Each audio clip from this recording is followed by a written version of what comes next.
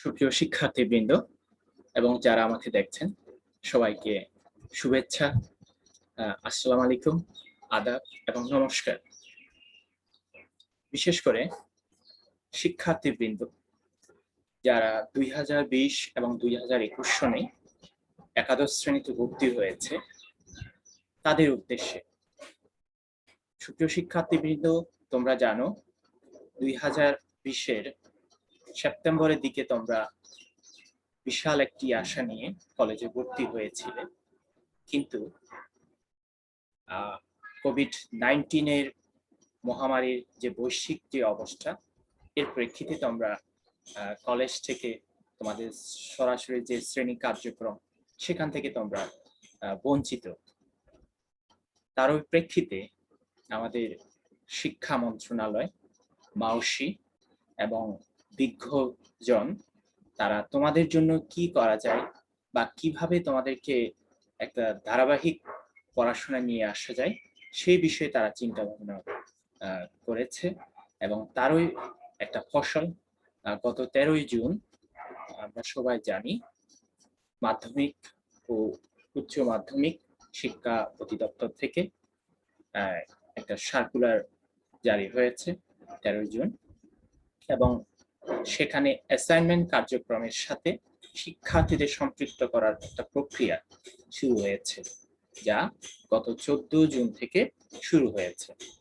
তো এখন বিষয়টি নিয়ে অনেকের মনে নানা প্রশ্ন, বিশেষ করে শিক্ষার্থীবৃন্দের কাছ থেকে আমি অনেক ধরনের প্রশ্ন পেয়েছি যে স্যার এটা কিভাবে জমা দিতে হবে, কিভাবে লিখতে হবে, কাদের জন্য প্রযোজ্য, এই ধরনের নানান প্রশ্ন।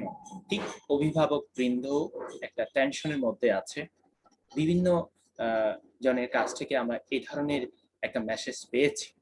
তার আলোকে সকল প্রশ্নের উত্তর দেওয়ার জন্য আমি এই অ্যাসাইনমেন্ট কার্যক্রম সম্পর্কে একটা সার্বিক বিশ্লেষণমূলক আজকের এই ভিডিও। তো আশা করি আমার এই ভিডিও দেখার পর তোমাদের সকল প্রশ্নের অবসান হবে, এবং যদি কোনো প্রশ্ন বাদ যায় তাহলে আমি আমার কমেন্ট বক্সে কমেন্ট করার জন্য আমি, বা কারো কোনো কিছু জানা থাকলে সেটা করার জন্য আমি অনুরোধ করব। তো আমি তাহলে আর দেরি না করে এই বিষয়ে আলোচনার জন্য এগিয়ে যাচ্ছি।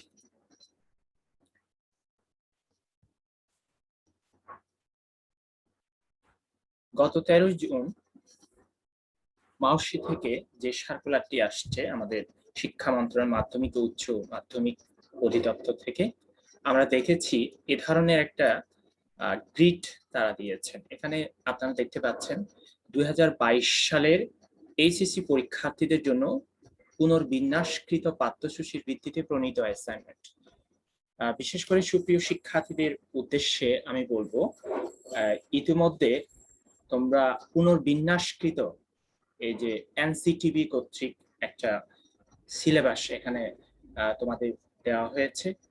এটা পরিষ্কারভাবে আমি বলতে চাচ্ছি 2022 সনে যারা পরীক্ষা দেবে, অর্থাৎ 2020 এবং 21 শিক্ষাবর্ষে যারা ভর্তি হয়েছে তাদের জন্য শুধু এই অ্যাসাইনমেন্ট কার্যক্রম প্রযোজ্য হবে। অনিয়মিত বা 2021 সনে যারা পরীক্ষা দেবে তাদের জন্য কিন্তু এটা প্রযোজ্য নয়।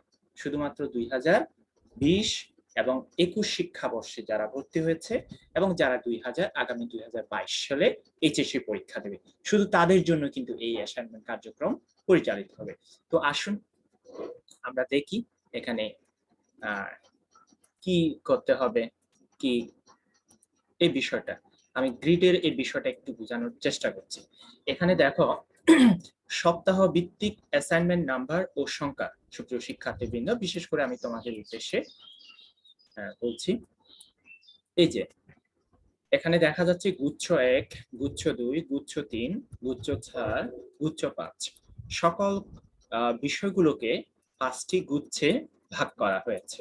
এখানে প্রত্যেকটি গুচ্ছের মধ্যে আমরা কিছু বিষয় দেখতে পাচ্ছি, যেমন গুচ্ছ 1-এর মধ্যে আছে বাংলা, ইংরেজি, আইসিটি অর্থাৎ তথ্য যোগাযোগ প্রযুক্তি, আবশ্যিক যে সাবজেক্টগুলো সেগুলো কিন্তু গুচ্ছ 1-এ অবস্থান করছে বা দেওয়া হয়েছে। ঠিক একইভাবে গুচ্ছ 2 এর মধ্যে এগুলো আছে রসায়ন, ইতিহাস, এভাবে গুচ্ছ 3 এর মধ্যেও কিছু আছে। এখন তোমাদের যে কাজটি করতে হবে সেটা হচ্ছে এই পাশে দেখো প্রথম, দ্বিতীয়, তৃতীয়, চতুর্থ, পঞ্চম এভাবে দেখো এই পাশে সর্বশেষ 30 অর্থাৎ এগুলো হচ্ছে সপ্তাহ। প্রতি সপ্তাহে কি করতে হবে? এই যে আমাদের অ্যাসাইনমেন্টের কার্যক্রম কিন্তু অলরেডি শুরু হয়ে গেছে, 14 থেকে শুরু হয়ে গেছে 1 সপ্তাহ, প্রথম সপ্তাহ। এই যে প্রথম সপ্তাহের যে অ্যাসাইনমেন্ট তোমাদের যেগুলো জমা দিতে হবে সেগুলো হচ্ছে গুচ্ছ 1 থেকে বাংলা, এই যে প্রথম সপ্তাহের যে কার্যক্রম বাংলা এই।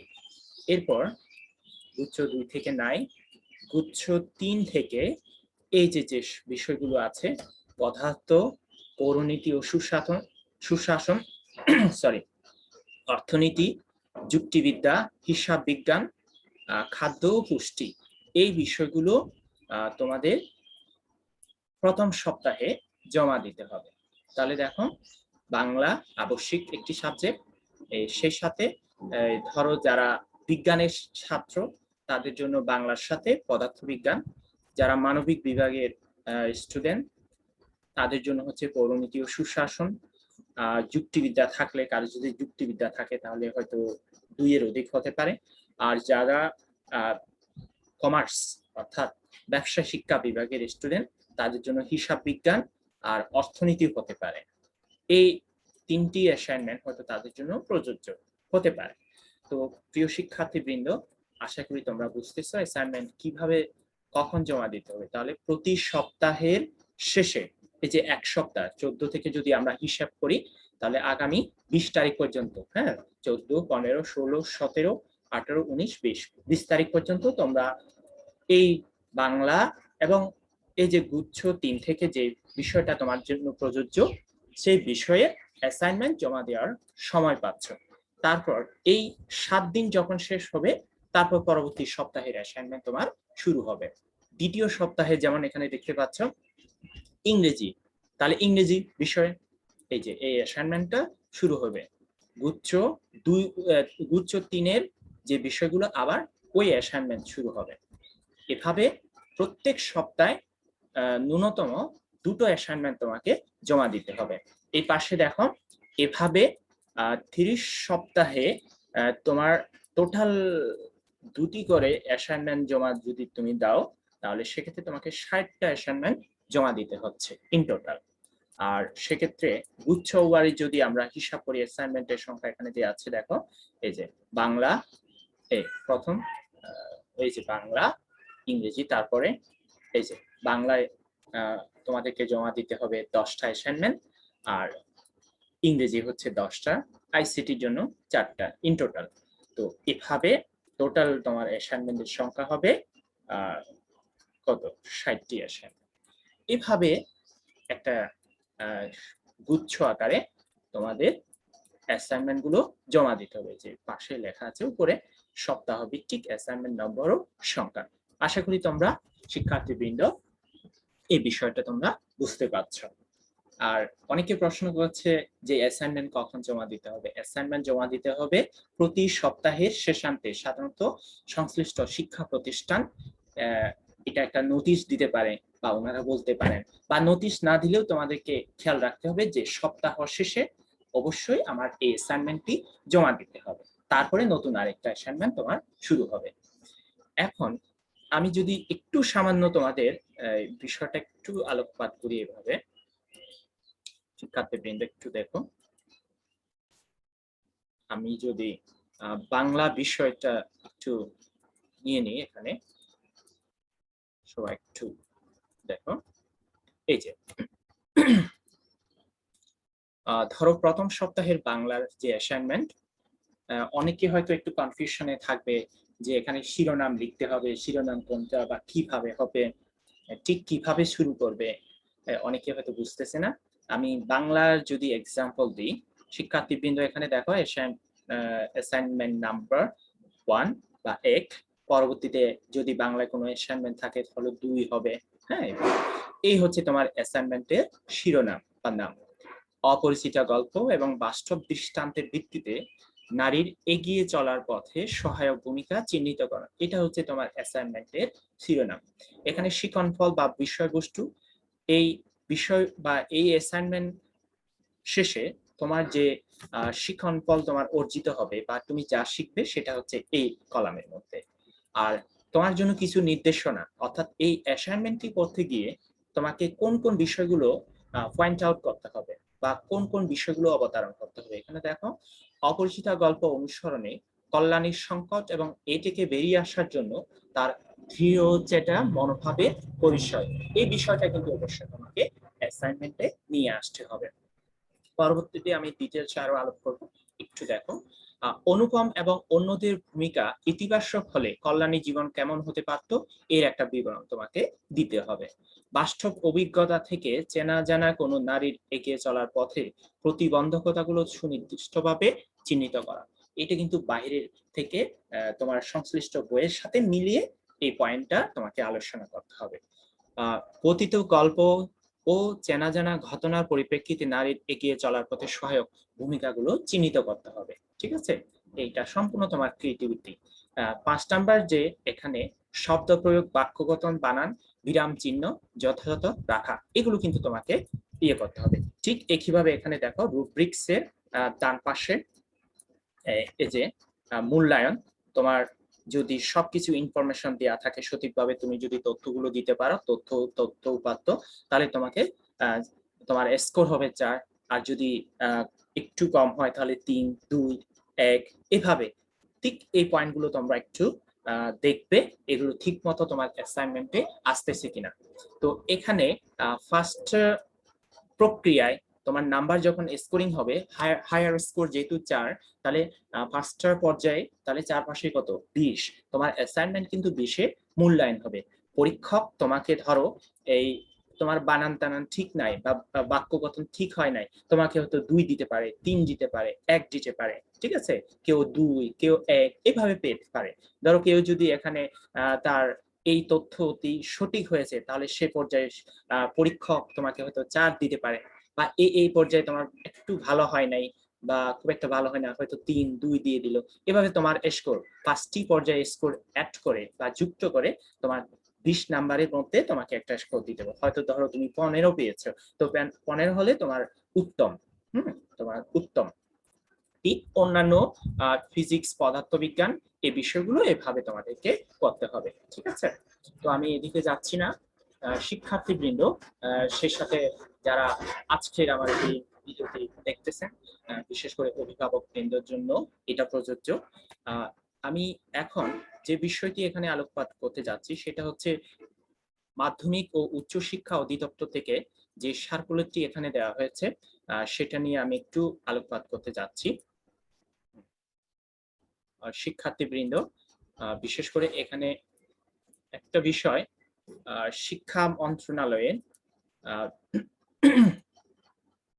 মাধ্যমিক ও উচ্চশিক্ষা অধিদপ্তর 13ই জুন তারা একটি সার্কুলার দিয়েছে। এখানে বিষয় সম্পর্কে তারা বলছে যে উচ্চ মাধ্যমিক পরীক্ষা 2022 এর পরীক্ষার্থীদের জন্য পুনর্বিন্যাসকৃত পাঠ্যসূচির আলোকে অ্যাসাইনমেন্ট ও মূল্যায়ন নির্দেশনা, কিভাবে মূল্যায়ন করতে হবে, এই সব কিছু কিন্তু ডিটেলস এখানে বলা আছে। ঠিক আছে, তাহলে আমরা একটু দেখি এই বিষয়গুলো একটু দেখি। এখানে প্রত্যেকের জন্য আলাদা আলাদা নির্দেশনা আছে। সেই নির্দেশনাগুলো সংশ্লিষ্ট কর্তৃপক্ষ বাস্তবায়ন করবেন। এখানে আঞ্চলিক কার্যালয়ের পরিচালক এখানে দেখতে পাচ্ছেন, পরিচালক বা উপপরিচালক, তাদের জন্য একটা নির্দেশনা আছে। তারপর হচ্ছে অধ্যক্ষ, সংশ্লিষ্ট প্রতিষ্ঠানের অধ্যক্ষ বৃন্দ, তাদের জন্য একটা নির্দেশনা আছে, প্রতিষ্ঠান প্রধান। তারপর হচ্ছে শিক্ষক বৃন্দের জন্য কিভাবে তারা মূল্যায়ন করবেন, তাদের জন্য একটা নির্দেশনা আছে। তারপর হচ্ছে অভিভাবক বৃন্দের জন্য, তাদের জন্য একটা নির্দেশনা আছে। আর সবশেষে শিক্ষার্থীদের জন্য একটা নির্দেশনা আছে। তো আসুন আমরা এই বিষয়গুলো একটু দেখি কি কি আমাদের নির্দেশনা আছে। শিক্ষার্থীবৃন্দ, আগেই বলা হয়েছে যে কোভিড-19 এর কারণে মূলত যেহেতু আমরা সরাসরি ক্লাস থেকে বঞ্চিত, বা আমরা আমাদের সরাসরি ক্লাসে যাওয়ার কোনো সুযোগ নেই।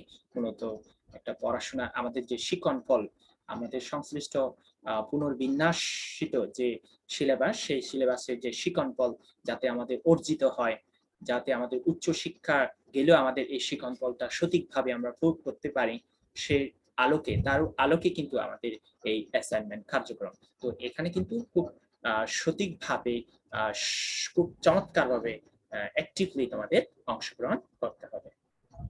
তো শিক্ষার্থীবৃন্দ, এখানে আঞ্চলিক পরিচালকের যে নির্দেশনা, এটা আমি অ্যাভয়েড করতেছি।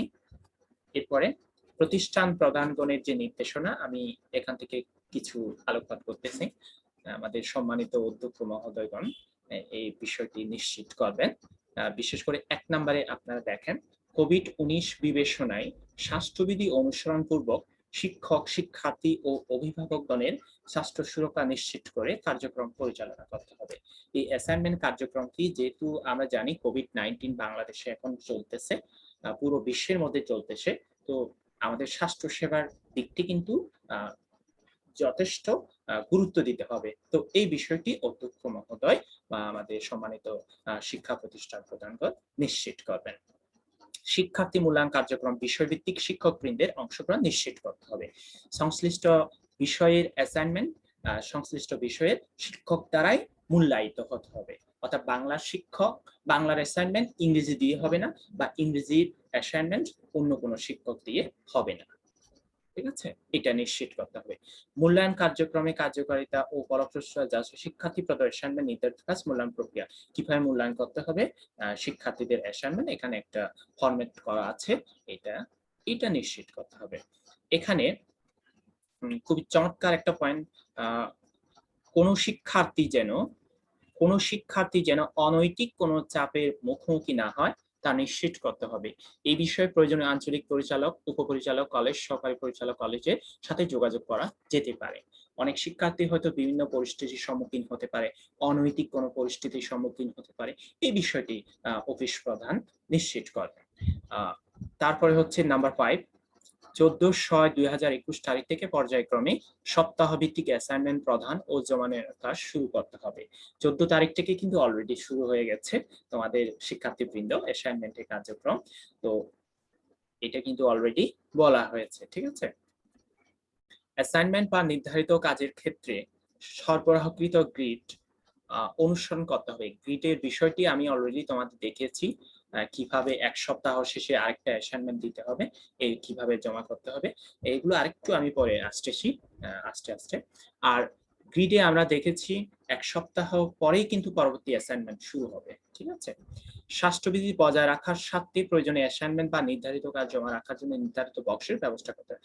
এটা সংশ্লিষ্ট প্রতিষ্ঠান প্রধান দেখবেন কিভাবে অ্যাসাইনমেন্ট জমা দেবে। ওখানে আসলে তারা বলে দেবে, শিক্ষার্থীরা যখন কলেজে আসবে তখন তারা দেখতে পাবে কোন জায়গায় কিভাবে অ্যাসাইনমেন্ট জমা দিতে হবে বা কিভাবে জমা দিতে হবে।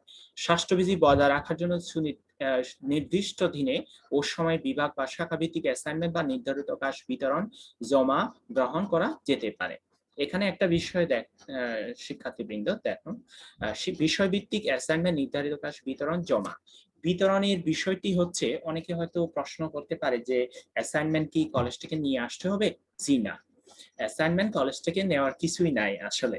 অ্যাসাইনমেন্ট তুমি সংশ্লিষ্ট তুমি যেই প্রতিষ্ঠানের শিক্ষার্থী সেই সংশ্লিষ্ট প্রত্যেকটি কলেজের পেজ আছে, গ্রুপ আছে, ওই পেজ বা গ্রুপে আপলোড করা হবে। সেখান থেকে তুমি তোমার অ্যাসাইনমেন্ট নিতে পারবে বা ওখান থেকে তুমি জেনে নিতে পারবে। কলেজে এসে বা প্রতিষ্ঠানে এসে নেওয়ার কোনো প্রয়োজন নেই। আর জমা দেওয়ার ক্ষেত্রেও কিছু নিয়ম কানুন আছে, আমরা আসতেছি এই বিষয়গুলো। শিক্ষার্থীবৃন্দ, এখানে খুবই ইম্পর্টেন্ট একটা পয়েন্ট, নোট, গাইড, অনলাইন বা অন্য কারো থেকে নকল করে অ্যাসাইনমেন্ট বা নির্ধারিত কাজ জমা দিলে তা বাতিল করে পুনরায় সেই অ্যাসাইনমেন্ট বা নির্ধারিত কাজ জমা দেওয়ার নির্দেশ দিতে হবে। এর পুনরাবৃত্তি ঘটলে শিক্ষার্থীর বিরুদ্ধে শাস্তিমূলক ব্যবস্থা নেওয়া যেতে পারে। প্রতিষ্ঠান প্রধান হিসেবে এই বিষয়টি আমাদের মাননীয় অধ্যক্ষ, সম্মানিত শিক্ষকবৃন্দ বা প্রতিষ্ঠান প্রধান উনি নিশ্চিত করবেন যদি কোনো শিক্ষার্থী নোট গাইড রেখে থেকে যদি অ্যাসাইনমেন্ট জমা দেয়, তাহলে কিন্তু তার অ্যাসাইনমেন্ট বাতিল হয়ে যেতে পারে। এবং অফিস প্রধান সেই যদি এরপরেও যদি এই ধরনের ঘটনা ঘটে, তাহলে কিন্তু একটা শাস্তিমূলক ব্যবস্থা নিতে পারবেন। আর 14/6/2021 তারিখ থেকে মাধ্যমিক ও উচ্চশিক্ষা অধিদপ্তর কর্তৃক প্রদত্ত সপ্তাহ ভিত্তিক নির্ধারিত অ্যাসাইনমেন্ট বা নির্ধারিত কাজ ছাড়া শিক্ষার্থীদের আর কোনো ধরনের পরীক্ষা গ্রহণ বা বাড়ির কাজ দেওয়া যাবে না।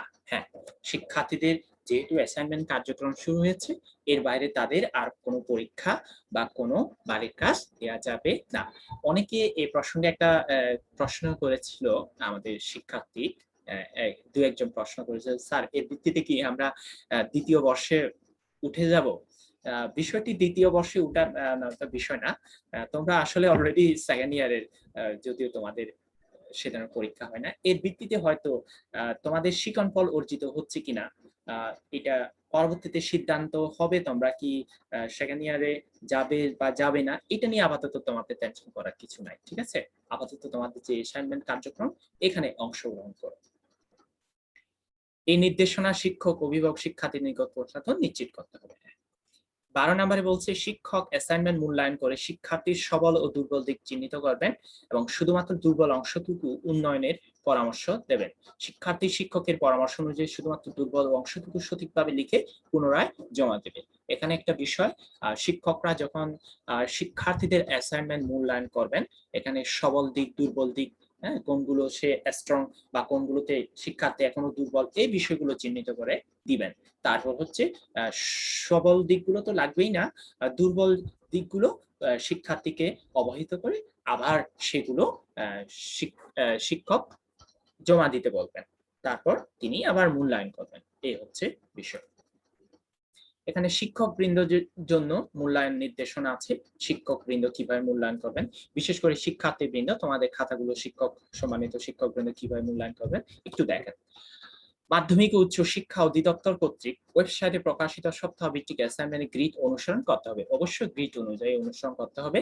আমি তোমাদের শিক্ষার্থীবৃন্দ দেখিয়েছিলাম গ্রিডে এই যে এক সপ্তাহ পরে, যেমন দ্বিতীয় সপ্তাহে কিন্তু তোমাদের ইংরেজি আসতেছে, তো এইভাবে কিন্তু জমা দিতে হবে।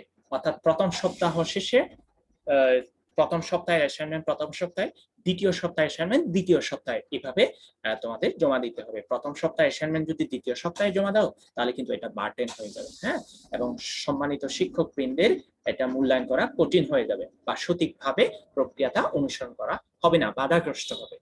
নির্ধারিত বিষয়সমূহের অ্যাসাইনমেন্ট বা নির্ধারিত কাজ জমা নেয়া, মূল্যায়ন করা, মূল্যায়নকারী মন্তব্য সহ শিক্ষার্থীদেরকে দেখানো এবং প্রতিষ্ঠানের সংরক্ষণের কাজটি নির্ধারিত সময়ে সম্পন্ন করতে হবে। এখানে প্রত্যেকটি বিষয়ের যেহেতু আলাদা আলাদা সময় নির্ধারণ করা আছে, তো আমি মনে করি সংশ্লিষ্ট প্রতিষ্ঠান থেকে এই বিষয়ে নির্দেশনা দেওয়া হবে, সুস্পষ্ট নির্দেশনা যে কিভাবে জমা দেবে বা কত তারিখের মধ্যে। তবে শিক্ষার্থীদের একটি বিষয় খেয়াল রাখতে হবে যে সপ্তাহ শেষে অবশ্যই তাদের অ্যাসাইনমেন্ট যাতে তারা জমা দিয়ে দেয় সংশ্লিষ্ট প্রতিষ্ঠানে। এই কার্যক্রমে প্রতিটি শিক্ষার্থীর অংশগ্রহণ নিশ্চিত করতে হবে। অবশ্যই সকল মূল্যায়ন রেকর্ড নির্ধারিত চকে সংরক্ষণ করতে হবে। হ্যাঁ, অ্যাসাইনমেন্ট বা নির্ধারিত কাজের আওতায় ব্যাখ্যামূলক প্রশ্ন, খুবই ইম্পর্টেন্ট একটা পয়েন্ট। ব্যাখ্যামূলক প্রশ্ন নির্দেশনা অনুসরণ করে নিবন্ধ রচনা, অনুচ্ছেদ লিখন, সাহিত্য পর্যালোচনা, কেস স্টাডি, প্রজেক্ট পরীক্ষণ, সারসংক্ষেপ, সারাংশ লিখন, মডেল, চার্ট, পোস্টার তৈরি, ছবি অঙ্কন ইত্যাদি অন্তর্ভুক্ত রয়েছে। শিক্ষার্থীবৃন্দ, বিশেষত তোমাদের হয়তো অনেকে কনফিউশনে থাকতে পারে, বিশেষ করে সায়েন্স ব্যাকগ্রাউন্ড স্টুডেন্ট যারা, তাদের জন্য এটা প্রযোজ্য হতে পারে। তাদের জন্য ওই যে গ্রাফ অঙ্কন থেকে শুরু করে বিভিন্ন ছবি আঁকতে পারে, এটা কিন্তু একটা অ্যাসাইনমেন্টের অন্তর্ভুক্ত। অনেকে হয়তো প্রশ্ন করতে পারে, আমি কেন গ্রাফ করবো বা এটা কেন কেন আমি তো শুধু লিখবো না, এটাও কিন্তু অ্যাসাইনমেন্টের একটা অংশ। অ্যাসাইনমেন্টের মূল্যায়ন সুনির্দিষ্ট নির্দেশনা রুব্রিক্স অনুযায়ী সম্পন্ন করতে হবে। হ্যাঁ, যেভাবে আছে সেভাবে। শিক্ষার্থীদের অ্যাসাইনমেন্ট বা নির্ধারিত কাজ সাদা কাগজে সহজে লিখে জমা দেওয়া নিশ্চিত করতে হবে। হ্যাঁ, শিক্ষার্থীবৃন্দ অনেকে আমার কাছে প্রশ্ন করেছিল যে অ্যাসাইনমেন্ট কিভাবে লিখবো, কোন কাগজে লিখবো। এখানে পরিষ্কার বলে দেওয়া আছে, নির্ধারিত কাজ বা অ্যাসাইনমেন্ট সাদা কাগজে সহজে জমা দেওয়া নিশ্চিত করতে হবে। শিক্ষার্থী বৃন্দদের উদ্দেশ্যে অবশ্য বলা আছে, নিচে আরো ইনস্ট্রাকশন দেওয়া আছে। তারপরে আমি বলছি এখানে যে তোমাদের অ্যাসাইনমেন্ট গুলো সাদা কাগজে, বিশেষত আমি সাজেস্ট করব A4 সাইজের যে কাগজগুলো আছে, A4 সাইজের কাগজে 1 পৃষ্ঠায় সুন্দরভাবে পর্যাপ্ত উপরে সাইডে মার্জিন রেখে তোমরা এক সাইডে লিখবে। এটা হচ্ছে আমার সাজেশন, ঠিক আছে? ওকে। শিক্ষার্থী, অভিভাবক বা তার প্রতিনিধি স্বাস্থ্যবিধি অনুসরণ করে প্রতি সপ্তাহে একদিন শিক্ষা প্রতিষ্ঠান থেকে অ্যাসাইনমেন্ট সংগ্রহ করবেন এবং জমা দিবেন। এটা নিয়ে একটু, যদিও এখানে পরিষ্কারভাবে বলা আছে, শিক্ষার্থীবৃন্দ এবং সম্মানিত অভিভাবক বৃন্দের উদ্দেশ্যে আমি যে মেসেজটি দিতে চাচ্ছি সেটি হচ্ছে, অ্যাসাইনমেন্ট সংগ্রহ করার বিষয়টি হচ্ছে যে শিক্ষা প্রতিষ্ঠানে এসে যে অ্যাসাইনমেন্ট নিয়ে যেতে হবে বিষয়টি এমন না। প্রত্যেকটি প্রতিষ্ঠানের পেজে বা সংশ্লিষ্ট গ্রুপে অ্যাসাইনমেন্ট কি হবে বা কোন বিষয়ে অ্যাসাইনমেন্ট দেওয়া হবে সেটা কিন্তু আপলোড করা হবে। আরেকটি বিষয় এখানে বলে রাখি, এই প্রথম সপ্তাহের অ্যাসাইনমেন্ট, এই যে বাংলা, ফিজিক্স, অন্যান্য যে বিষয়গুলো দেওয়া হয়েছে, এক সপ্তাহ পরে অর্থাৎ 20 তারিখের পরে 21 তারিখের দিকে দ্বিতীয় সপ্তাহের অ্যাসাইনমেন্ট কিসের উপর লিখতে হবে সংশ্লিষ্ট প্রশ্নগুলো কিন্তু আমাদের মাউসি বা শিক্ষা মন্ত্রণালয় থেকে দেওয়া হবে সংশ্লিষ্ট শিক্ষা প্রতিষ্ঠানকে। ওই শিক্ষা প্রতিষ্ঠান যখন এগুলো পেয়ে যাবে তারা কিন্তু গ্রুপে বা পেজে আপলোড দিয়ে দেবে। কাজেই হয়তো নোটিশ বোর্ডে দেওয়া হবে, কলেজের আশেপাশে যারা থাকে তারা হয়তো কলেজে এসে বা নোটিশ বোর্ড থেকে সংগ্রহ করে নিতে পারবে। আর যদি যারা দূরে বা আসতে অসুবিধা হয় মনে করে, তাহলে তারা সংশ্লিষ্ট পেজ থেকে বা গ্রুপ থেকে তাদের অ্যাসাইনমেন্ট গুলো নিতে পারবে। সবাই কলেজে এসে যে নিতে হবে এমন কোনো বিষয় নয়। আর জমা দেওয়ার বিষয়টি এখানে একটু বলে রাখি, জমা দিবেন হচ্ছে এই সপ্তাহের একটা দিন, অর্থাৎ শেষে ধরো শিক্ষার্থীবৃন্দ ধরো হচ্ছে 20 তারিখ, এভাবে 20 তারিখে এসে তোমাদের অ্যাসাইনমেন্ট গুলো জমা দিয়ে দেবে, ঠিক আছে? আর বা এই বিষয়ে সংশ্লিষ্ট শিক্ষা প্রতিষ্ঠান সুস্পষ্ট একটা নোটিশ দিতে পারে 19 তারিখ বা 20 তারিখ, এই 2 দিনে কে কে কত নাম্বার থেকে কত নাম্বার জমা দিতে পারে হয়তো এই বিষয়টি। তবে শিক্ষার্থী বৃন্দ তোমরা খেয়াল রাখবে অবশ্যই, এই যে প্রথম সপ্তাহে যে অ্যাসাইনমেন্ট শুরু হলো 14 তারিখ থেকে, এগুলো কিন্তু 20 তারিখের মধ্যে অবশ্যই শিক্ষা প্রতিষ্ঠানে জমা দিতে হবে। তবে জমা দেওয়ার ক্ষেত্রে অনেকে হয়তো যারা দূরে অবস্থান করে বা বহু দূরে, তারা কিন্তু তাদের প্রতি একটা নির্দেশনা আছে, তারা সংশ্লিষ্ট প্রধান বা অধ্যক্ষ মহোদয়ের সাথে যোগাযোগ করে এই বিষয়ে তারা পরামর্শ নিবেন। উনি যা পরামর্শ দিবেন সেটাই। শিক্ষার্থীর লেখায় তার মৌলিক চিন্তা, কল্পনা ও সৃজনশীলতা প্রতিফলিত হয়েছে কিনা শিক্ষক তা বিশেষভাবে লক্ষ্য করবেন। এটা কিন্তু অবশ্যই লাগবে তোমাদের শিক্ষার্থীবৃন্দ, তোমাদের চিন্তা, তোমাদের যে ইমাজিনেশন, ক্রিয়েটিভিটি, এগুলো কিন্তু লাগবে। ওকে। প্রদত্ত উত্তরে প্রয়োজনীয় তথ্য, ধারণা, সূত্র, ব্যাখ্যা এগুলো পাঠ্যপুস্তকের সাথে সঙ্গতিপূর্ণ হতে হবে। যা তুমি লিখবে সেটা যেন পাঠ্যপুস্তক বহির্ভূত না হয়, এমন কিছু ইনফরমেশন তুমি লিখলে যা কিন্তু অ্যাসাইনমেন্টের যে টপিক বা শিরোনামের সাথে মিলছে না, তখন কিন্তু নাম্বার আসবে না বা স্কোর কিন্তু কমে যাবে, ঠিক আছে? এই বিষয়টা কিন্তু খেয়াল রাখতে হবে। প্রত্যেক শিক্ষার্থীর প্রতিটি বিষয়ের প্রতিটি অ্যাসাইনমেন্ট বা নির্ধারিত কাজ মূল্যায়ন করে তার সবল দুর্বল দিকগুলো খাতায় চিহ্নিত করতে হবে এবং এমনভাবে তার মন্তব্য লিখে করতে হবে যাতে শিক্ষার্থী তার সবল ও দুর্বল দিকগুলো স্পষ্টভাবে বুঝতে পারবে। শিক্ষক এই বিষয়ে তিনি মূল্যায়ন করবেন, শিক্ষার্থীর কোন দিকে উন্নতি করতে হবে, কোন সাইডে তার দুর্বলতা রয়েছে, এগুলো তিনি পরিষ্কারভাবে মেনশন করবেন। মূল্যায়ন করার পর শিক্ষক তার মতামত সহ অ্যাসাইনমেন্ট বা নির্ধারিত কাজ শিক্ষার্থীদের দেখানোর ব্যবস্থা করবেন এবং একটি নির্দিষ্ট সময় শেষে সেটি ফেরত এনে প্রতিষ্ঠানে সংরক্ষণ করবেন। শিক্ষক মূল্যায়ন শেষে খাতাগুলো শিক্ষার্থীদের দেখাবেন বা শিক্ষার্থীরা আগ্রহ প্রকাশ করে এগুলো দেখতে পারে যে কোন জায়গায় তার দুর্বলতা রয়েছে, ঠিক আছে? এগুলো শিক্ষক দেখবেন এই বিষয়টি। এখানে মূল্যায়নের একটা মানদণ্ড আছে, অতি উত্তম, উত্তম, ভালো, অগ্রগতি, প্রয়োজন। চলুন দেখা যাক এখানে কিভাবে অতি উত্তম বা এগুলো কিভাবে মূল্যায়ন করা হবে। পরিপূর্ণ মাত্রায় বিষয়বস্তু সঠিক ও ধারাবাহিক। এখানে বলছে দেখেন পরিপূর্ণ মাত্রায় বিষয়বস্তু সঠিক ও ধারাবাহিক। যদি শিক্ষার্থী যে বিষয়ের উপর সে অ্যাসাইনমেন্ট জমা দেবে সেই বিষয়ের যদি ধারাবাহিকতা থাকে বা বিষয়বস্তু যদি সঠিকভাবে সে উপস্থাপন করতে থাকে, পরিপূর্ণভাবে যদি করতে পারে, তাহলে সে অতি উত্তম হিসেবে স্কোর 4 সে পেয়ে যাবে। এখানে স্কোর সর্বোচ্চ 4। তথ্য ধারণা সূত্র ইত্যাদি পাঠ্যপুস্তকের সাথে সম্পূর্ণ সঙ্গতিপূর্ণ, একদম সম্পূর্ণভাবে সঙ্গতিপূর্ণ বলছে যে তথ্যগুলো সে দিচ্ছে। লেখায় লক্ষণীয় মাত্রায় নিজস্বতা ও নিজস্বতা থাকবে এবং সৃজনশীলতা থাকবে, একদম লক্ষণীয় মাত্রায়, যা পরিলক্ষিত হয়, মানে সবাই বলতেছে হ্যাঁ এখানে খুব চমৎকার ভাবে সে উপস্থাপন করছে, চমৎকার ভাবে এই লেখাটি সে লিখছে, তাহলে তাকে পরিপূর্ণ নাম্বার অর্থাৎ পূর্ণাঙ্গ স্কোর দেওয়া হবে। উত্তম অধিকাংশ ক্ষেত্রে বিষয়বস্তুর সঠিক ও ধারাবাহিক যদি পাওয়া যায়, তথ্য ধারণা সূত্র ইত্যাদি পাঠ্যপুস্তকের সাথে অধিকাংশ ক্ষেত্রে সঙ্গতিপূর্ণ, লেখায় আংশিক নিজস্বতা সৃজনশীলতা রয়েছে, তাহলে তাকে উত্তম স্কোর দেওয়া হবে। এখানে 3 স্কোর। ভালো বিষয়বস্তুর সঠিকতা থাকলেও ধারাবাহিকতার একটা অভাব আছে, লেখায় তথ্য ধারণা সূত্র ইত্যাদি আংশিকভাবে সঙ্গতিপূর্ণ মানে পরিপূর্ণ নয়, লেখায় সামান্য মাত্রার নিজস্বতা সৃজনশীলতা আছে, তাহলে ভালো হিসেবে আমরা গ্রিডে আমি তোমাদের ওখানে দেখেছিলাম 2 স্কোর। অগ্রগতি প্রয়োজন কখন শিক্ষক একজন শিক্ষার্থীকে অগ্রগতি প্রয়োজন লিখবেন? বিষয়বস্তুর সঠিকতা ও ধারাবাহিকতার অভাব, লেখায় তথ্য ধারণা সূত্র ইত্যাদি সঙ্গতির অভাব, লেখার নিজস্বতা সৃজনশীলতা অনুপস্থিত। তো শিক্ষার্থীবৃন্দ, এই পর্যায়ে যাতে তোমরা তোমাদের অগ্রগতি প্রয়োজন বা পুনরায় যাতে অ্যাসাইনমেন্ট জমা দিতে না হয়, বিষয়টা কিন্তু একটু খেয়াল রাখতে হবে, না হলে কিন্তু আবার শিক্ষক কিন্তু তোমাদেরকে অ্যাসাইনমেন্ট জমা দেওয়ার জন্য নির্দেশ দিতে পারেন। ঠিক আছে সম্মানিত শিক্ষকবৃন্দ, আশা করি এই বিষয়ের পর তারাও মূল্যায়ন করবেন, সঠিকভাবে শিক্ষার্থীদের অ্যাসাইনমেন্ট গুলো মূল্যায়ন করবে। এরপরে অভিভাবকদের প্রতি একটা নির্দেশনা দেওয়া হয়েছে।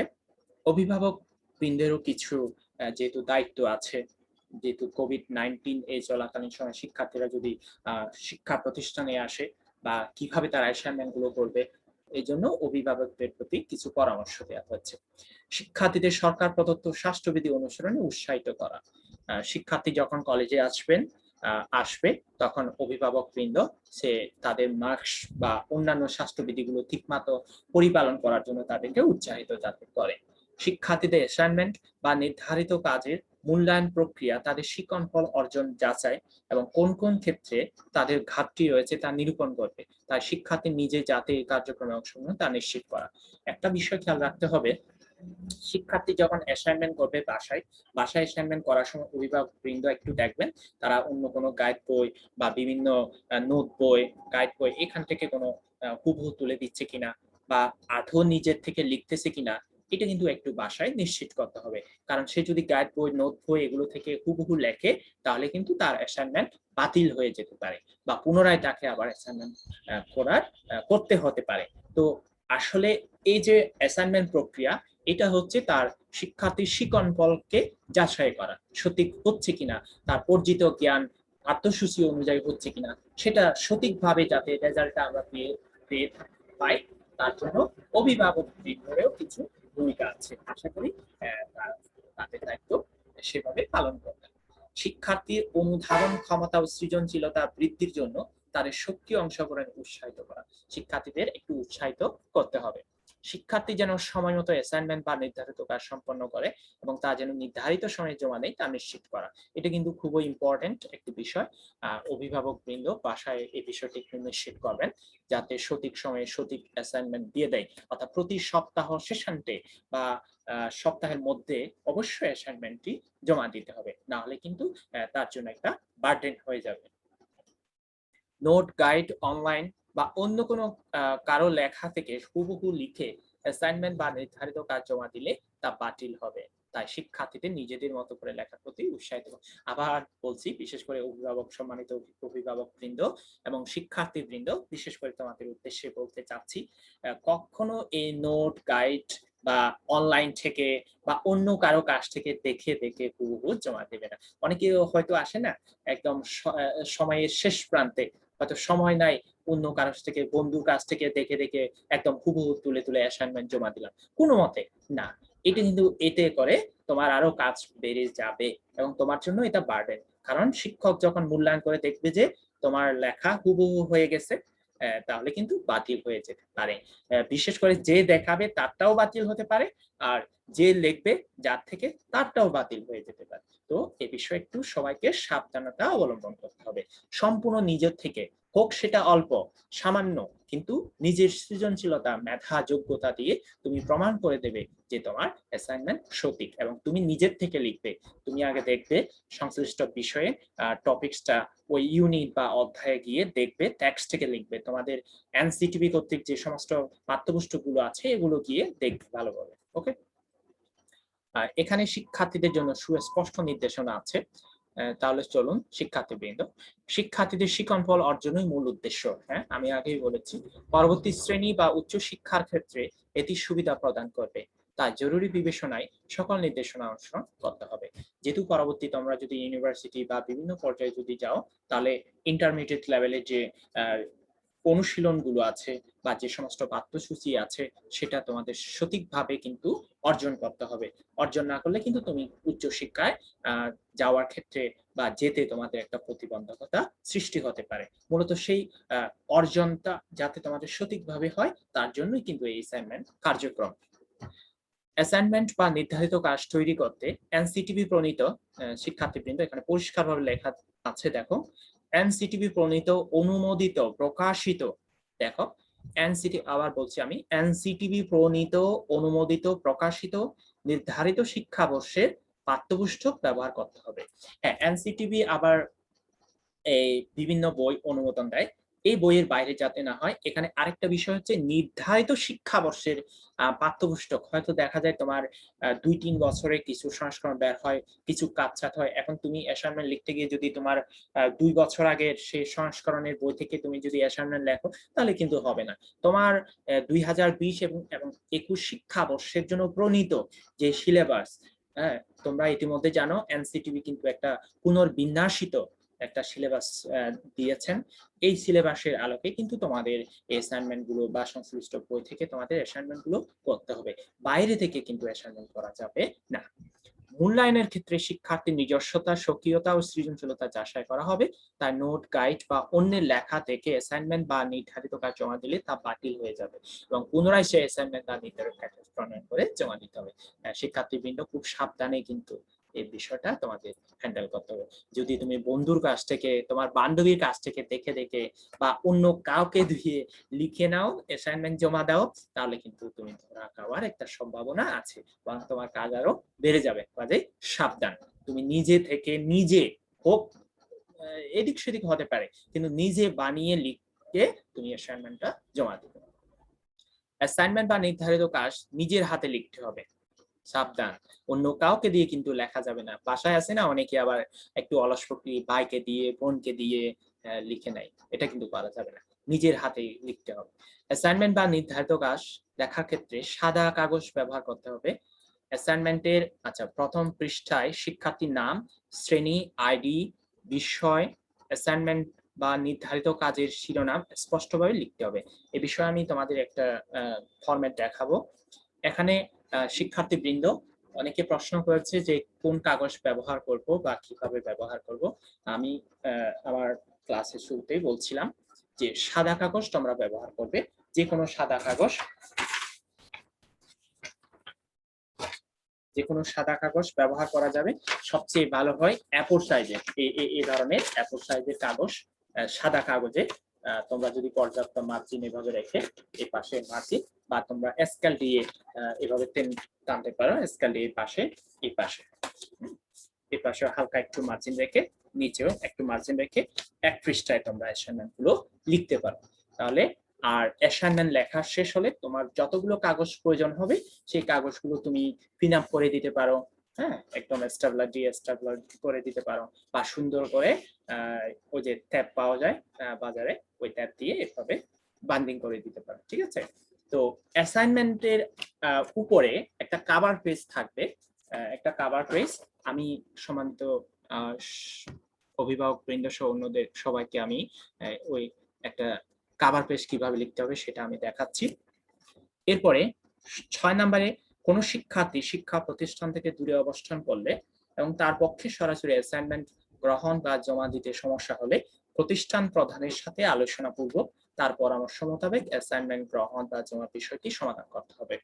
অনেক শিক্ষার্থী হয়তো প্রতিষ্ঠান থেকে বহু দূরে অবস্থান করছে, বিশেষ করে কোভিড-19 এর কারণে হয়তো তার পক্ষে অ্যাসাইনমেন্ট সরাসরি জমা দেওয়া সম্ভব নয়। তাহলে সেক্ষেত্রে প্রতিষ্ঠান প্রধানের সাথে অবশ্যই যোগাযোগ করতে হবে এবং প্রতিষ্ঠান প্রধান যার সিদ্ধান্ত দিবেন সে উনি একটা সিদ্ধান্ত দিবেন এই বিষয়ে, উনি যা সিদ্ধান্ত দিবেন সেটা কিন্তু সবাইকে মানতে হবে। তো এই ছিল মোটামুটি বিষয়। আর এখানে অনেকে আবার বলছি, তোমাদের অ্যাসাইনমেন্ট গুলো কিন্তু 1 সপ্তাহের পর পর, অর্থাৎ এই যে 14 থেকে 20 তারিখ পর্যন্ত যে অ্যাসাইনমেন্টের কার্যক্রম শুরু হলো প্রথম সপ্তাহ, এটা শেষ হলে পরবর্তী সপ্তাহের অ্যাসাইনমেন্ট আমাদের শিক্ষা মন্ত্রণালয় বা মাউসি থেকে দেবে, তারপর সংশ্লিষ্ট শিক্ষা প্রতিষ্ঠান থেকে শিক্ষার্থীদের জন্য দেওয়া হবে বা পেজে আপলোড করা হবে। এই ছিল মোটামুটি তোমাদের। অলরেডি আমাদের প্রথম সপ্তাহের কার্যক্রম শুরু হয়ে গেছে। বাংলা, পদার্থ, পৌরনীতি, সুশাসন, অর্থনীতি, যুক্তিবিদ্যা, হিসাব বিজ্ঞান 6টি বিষয়ের অ্যাসাইনমেন্ট অলরেডি শুরু হয়ে গেছে। তো এই ছিল মোটামুটি আজকের আলোচনা। শিক্ষার্থীবৃন্দ, আমি এবার তোমাদের নিয়ে দেখাচ্ছি একটু একটা শিরোনাম।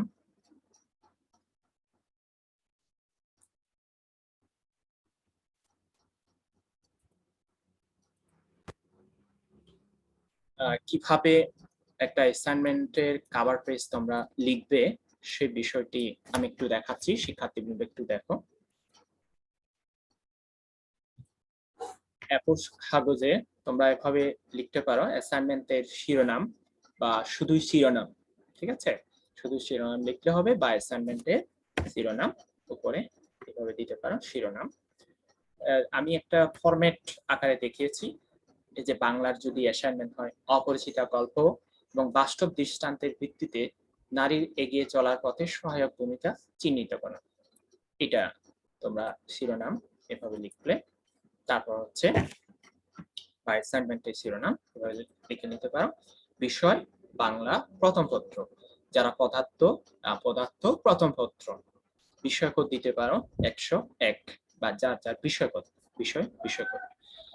এরপরে হচ্ছে শিক্ষার্থীর নাম, শ্রেণী, এখানে সার্কুলারে আইডি দেওয়া আছে। আইডি যদি না থাকে তাহলে রোল নাম্বার তোমরা দিতে পারো, তোমাদের ক্লাসের রোল নাম্বার, বা অফিস থেকে তোমাদের আইডি যে নাম্বার যদি থাকে তাহলে সে আইডি নাম্বার বা রোল নাম্বার এটা দিতে পারো। আর বিভাগ দিতে পারো তোমরা কোন গ্রুপে, সায়েন্স, কমার্স, আর্টস, এভাবে। বিজ্ঞানের হলে বিজ্ঞান এভাবে দিতে পারো। আর শিক্ষার্থীবৃন্দ, তোমরা এই ধরনের কভার পেজের নিচে এভাবে দিতে পারো জমাদানের তারিখ, অর্থাৎ যে তারিখে তুমি অ্যাসাইনমেন্টটা জমা দিচ্ছ সেই তারিখটা দিতে পারো। ধরো এখানে 20 তারিখ, বা শিক্ষা প্রতিষ্ঠান থেকে যখন বলবে, আর বললেও তোমাকে 20 তারিখের মধ্যে দিতে হবে, না বললেও তোমাকে 20 তারিখের মধ্যে জমা দিতে হবে, ঠিক আছে? যেহেতু প্রথম সপ্তাহের অ্যাসাইনমেন্ট কিন্তু অলরেডি শুরু হয়ে গেছে, চলতেছে, ঠিক আছে? তো 20 তারিখের মধ্যে অবশ্যই তোমাকে কলেজে, সংশ্লিষ্ট কলেজে এগুলো জমা দিতে হবে। তারপর 21 তারিখ থেকে তোমাদের পরবর্তী অ্যাসাইনমেন্টের কার্যক্রম শুরু হবে, অর্থাৎ দ্বিতীয় সপ্তাহের কার্যক্রম।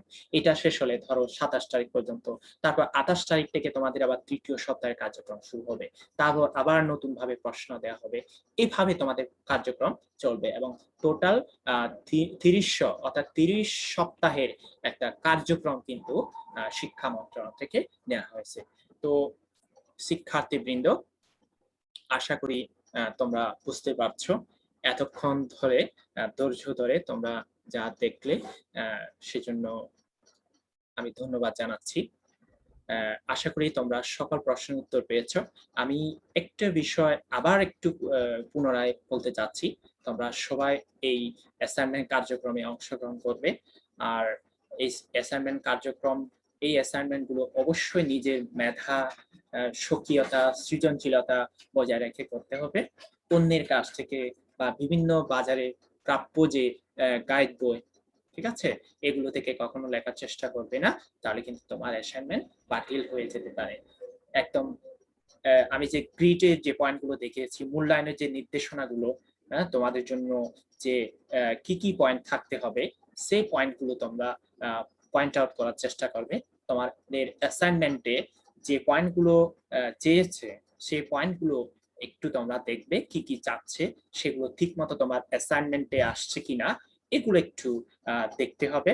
আর অ্যাসাইনমেন্টে তোমাদের এই ধরনের A4 সাইজ কাগজে, বা যাদের A4 সাইজ কাগজ পাবে না, তারা ওই সাদা কাগজে লিখে দিতে হবে, দেবে এখানে পর্যাপ্ত মার্জিন, সাদা কাগজে পর্যাপ্ত মার্জিন, বা স্কেল দিয়ে তোমরা এইভাবে করতে পারো, উপরে উপরে 1 ইঞ্চির কাছাকাছি এইভাবে মার্জিন রেখে তোমরা এভাবে লিখবা।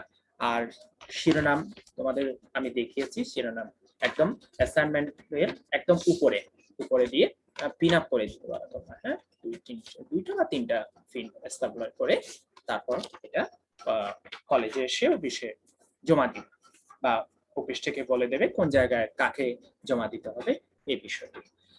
তো ধন্যবাদ শিক্ষার্থীবৃন্দ এবং সম্মানিত অভিভাবকবৃন্দ এবং অন্যান্য যারা আমাকে দেখছেন, এতক্ষণ সময় নিয়ে যারা এই ভিডিওটি দেখছেন, সবাইকে ধন্যবাদ জানাই। আজকে এই লেকচার এখানে সমাপ্ত, সবাইকে নমস্কার।